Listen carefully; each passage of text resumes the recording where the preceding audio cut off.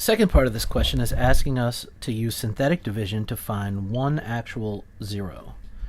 So the first part, we found all of our possible rational zeros.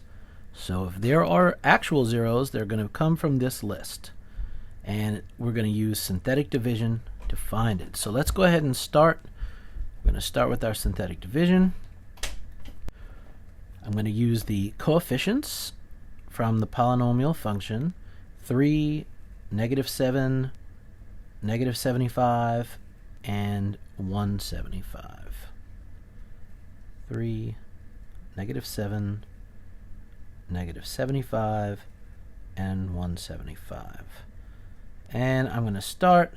I could really choose any one of these possible rational zeros. I'm not going to pick a fraction. That doesn't sound fun.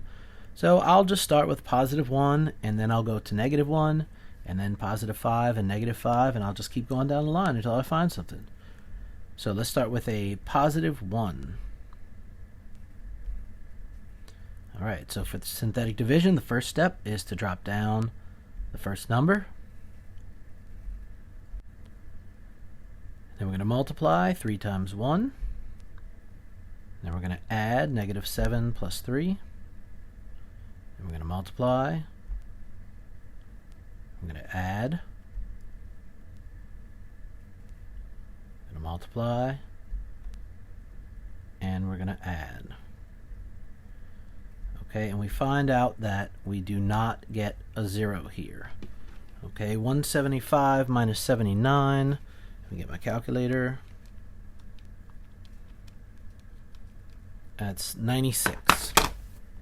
So it's not 0. So let's shelve this one, and we're going to start again. Alright, so let's do synthetic division. I'm going to try -1 next. You could try any one of these possible rational zeros you want. First thing, drop down the first number. Then we're going to multiply. -1 times 3 is -3. We're going to add. -7 plus -3 is -10. We're going to multiply. We're going to add. We're going to multiply. And once again, we're going to find out that this is not a 0. Let me get my calculator. 175 plus 65 is 240. Alright, so let's shelve this one and let's move on to the next. I'll try +5 next. Alright, so synthetic division with +5. First thing to do, drop down the first number. Then we're going to multiply. We are going to add, multiply,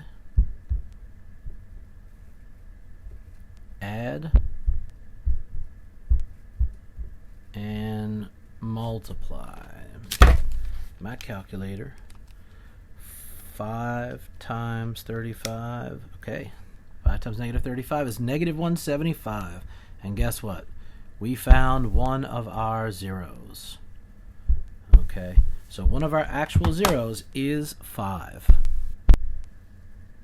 Alright, so you may have found a different zero, but this is the one that I'm using. If you put it into the computer, they should know. It doesn't matter which one you put in. It's going to mark it correctly, as long as it's an actual 0.